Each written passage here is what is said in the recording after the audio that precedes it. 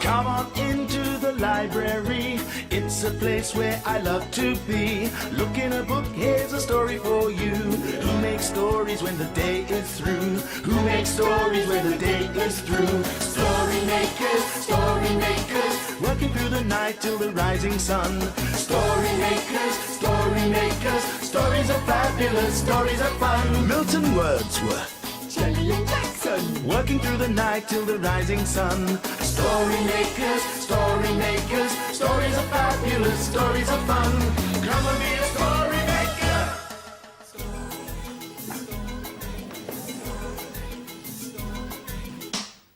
Story makers.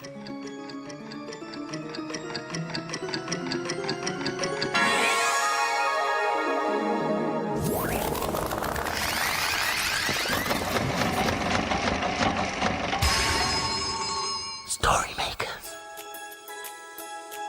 It's midnight. Hello. has everybody gone? The sun is down, the stars are bright. Story makers come out at night. Milton Wordsworth, story maker and magical maestro, at your service. Milton, come and look at what we've quickly. found. The librarian must have left it for us. Fascinating, Jelly. What do you think it is? We think it's secret information. What you need is one of these to help you see it better. Have a look, Milton. Do you think that it might be hidden treasure right here in the library? It all looks like gobbledygook to me. Gobbity what? Maybe it's a poem. I do love poetry. It says ketchup. It says toilet rolls. Toilet And it rolls? says washing up liquid. Certainly not fine poetry.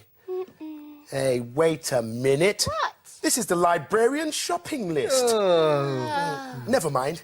Why don't we put it in the machine and make a story? A story about shopping? Yeah, we wanted a story about explorers. Well, what if we put the magnifying glass in instead? That should give us something more spectacular.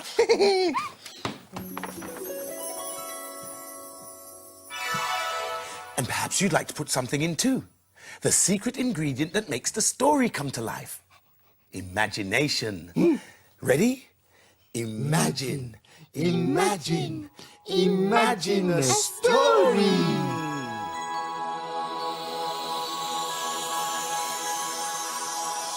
It's a playbook. And it's called Explorers. One day, Rosanna and Rufus found Dad's binoculars on the table. When they looked through them, it made everything look very big. That gave Rosanna an idea. They could go exploring. We can use the binoculars to see things up close.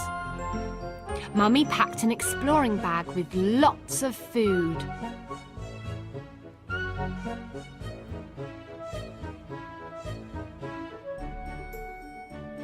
Rufus decided to put up a tent.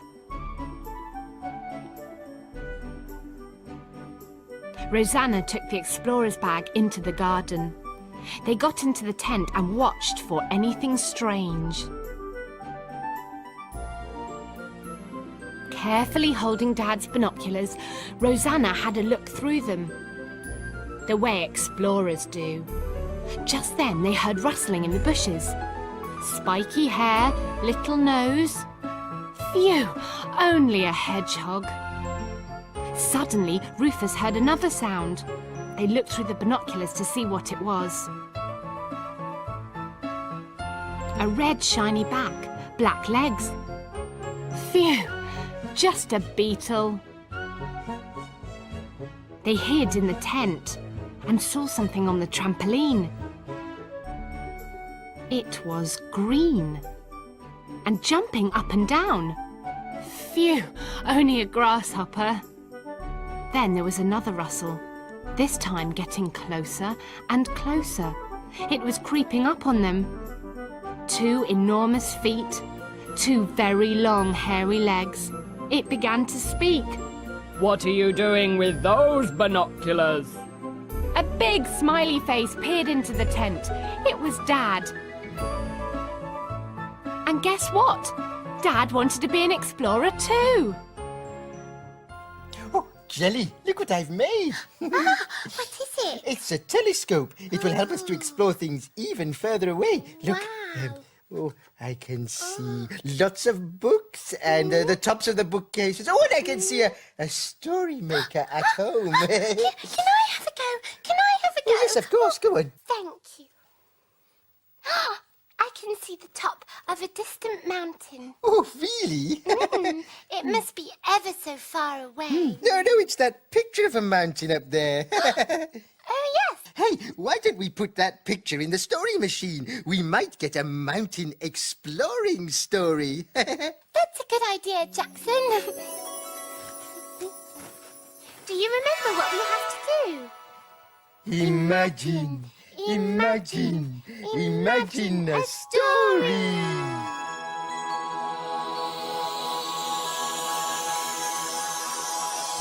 Oh, yes, it's working. It's a Blue Cow story. Blue Cow and Mount Everest. In a field not far away is a herd of cows grazing quietly. One of the cows is most unusual. Blue Cow wonders about the big world beyond her field. One day, Blue Cow was looking up at the sky. She watched the clouds float by, so far, so high. I wonder what it would be like to be high up in the clouds, looking down on the world. She's off again, said the other cows. So Blue Cow caught the bus that stops beside her field. I'd like a return ticket to a high-up place, please. There you go, madam. Hold very tight. And they set off for a very high place.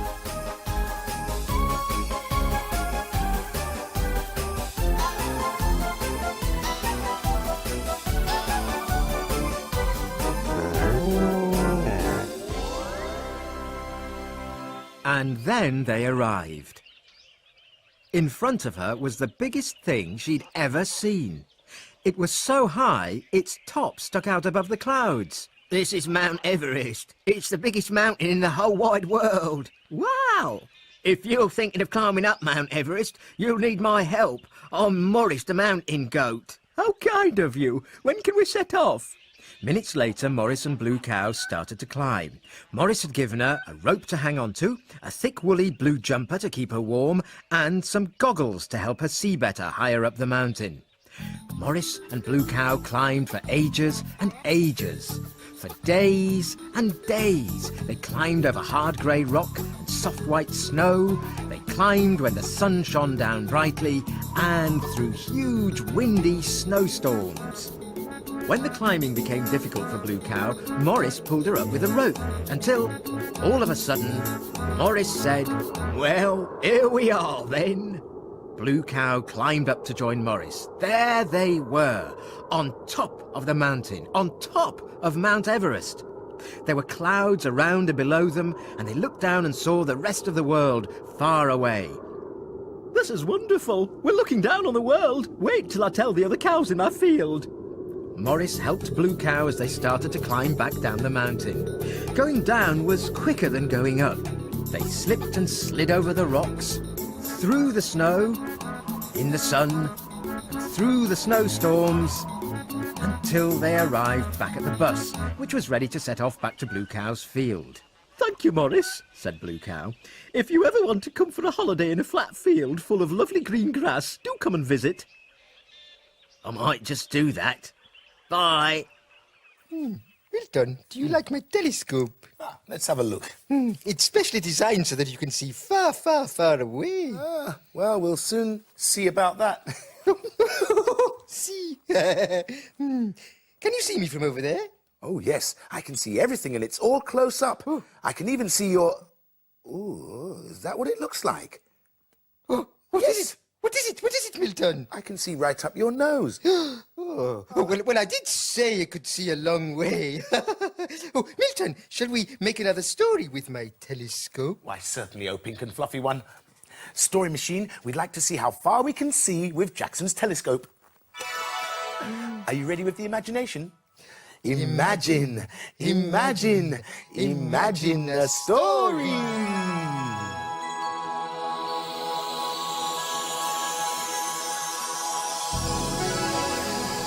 Well done, Jackson. It's a Kevin the Spaceman story. What's it called? It's called Planet Custard.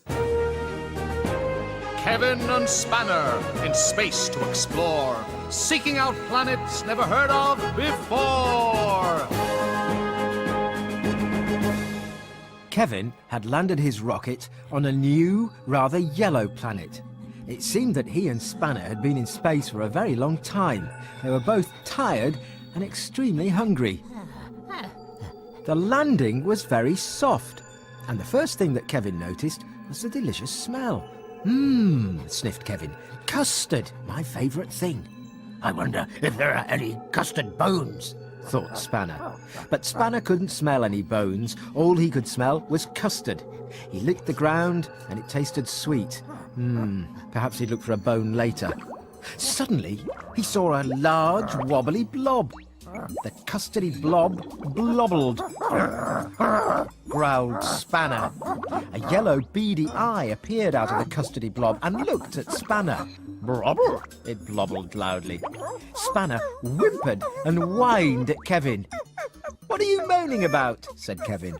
Spanner was going to explain about the custardy blobby creature, but Kevin probably wouldn't believe him. Kevin's tummy had started to rumble. Spanner knew what he meant. His tummy was rumbling too. As if they could read their minds, two custard blobby creatures rose up in front of Kevin and Spanner. Hello, blubber blubber, said one of the creatures. We can hear two rumbly tummies, blubber blubber. Hello, said Kevin. Yes, we are very hungry. Tuck in then, said the second creature. Well, thank you, said Kevin. Custard's my favourite. Have you got a spoon? He asked politely.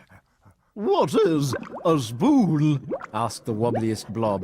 It's something that we used to eat with, said Kevin. Here we just eat and make a big mess, blubble blubble, the blob replied. Kevin liked the sound of that, and so did Spanner, who never used spoons anyway. Kevin scooped the sweet, sticky custard up into his mouth with his hands. Spanner just licked. It really was delicious, almost as good as a bone. Kevin and Spanner carried on scooping and licking and getting messy until eventually they just couldn't manage another drop. Thank you, said Kevin. That was really tasty. The two blobs blobbled a custardy goodbye blobble and just disappeared. Ah, mused Kevin. They just come and go as they please. Maybe we'll meet them again someday. Come on, Spanner, it's time to go. A planet made of custard. Oh, yummy. That's 3 exploring stories we've made. With your help too, of course. Yeah. A good night's work, one and all. Milton! The morning's here! Yes, we must hide away before the children come. Yeah. Indeed we must. The dawn is upon us. The morning is nigh. We've made our stories, and we bid you goodbye.